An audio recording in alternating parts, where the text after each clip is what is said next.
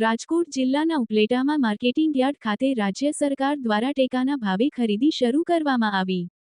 હાલમાં ગુજરાતભરના ખેડૂતોએ કમોસમી વરસાદને લઈને ખૂબ જ મોટા પ્રમાણમાં નુકસાની ભોગવી છે તેમજ લાખો રૂપિયાના તૈયાર થયેલા પાકો નિષ્ફળ ગયા છે, ત્યારે રાજ્ય સરકાર દ્વારા ખેડૂતોને સહાય પણ જાહેર કરી છે અને ખેડૂતોના હિતને ધ્યાને લઈ ખેડૂતોની બચી ગયેલ જણસી ટેકાના ભાવે ખરીદી શરૂ કરવામાં આવી છે। ત્યારે રાજકોટ જિલ્લાના ઉપલેટા માર્કેટિંગ યાર્ડ ખાતે અલગ અલગ 3 સેન્ટરો ખોલી ખરીદી કરવામાં આવી છે।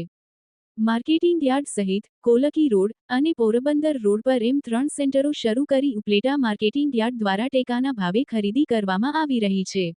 હાલ ઉપલેટા માર્કેટિંગ યાર્ડના ચેરમેને જણાવ્યા પ્રમાણે ઉપલેટા તાલુકામાંથી 18,000 ખેડૂત ખાતેદારોએ નોંધણી કરાવેલી છે, જેમાંથી દરરોજ 50 ખેડૂતોને યાર્ડ દ્વારા મેસેજ મોકલાવી ખરીદી કરવા બોલાવવામાં આવે છે અને હજુ વધુ ખેડૂતોને બોલાવી ખરીદી કરવા પણ જણાવેલ હતું।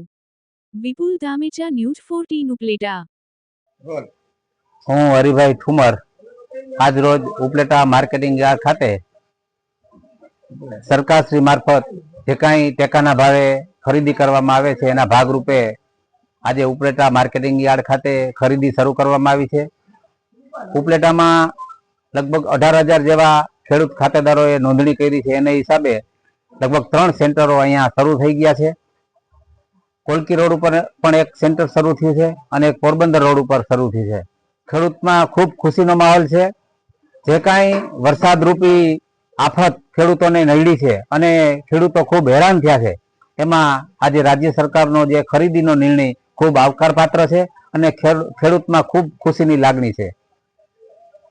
આજથી ખરીદી શરૂ થયેલ હોય, આજે 10 મેસેજ નાખ્યા હતા અને 3 ખેડૂતો આવ્યા છે। હજી ખેડૂતો મગફળી તૈયારી કરતા હોય એટલે આવતીકાલથી 50 થી ઉપર મેસેજ નાખશું અને ખૂબ સારા એવા ખેડૂતોને આ ખરીદી મારફત લાભ મળે એવી રાજ્ય સરકારને આ તકે હું ખૂબ ખૂબ અભિનંદન આપું છું। ભારત માતા કી જય।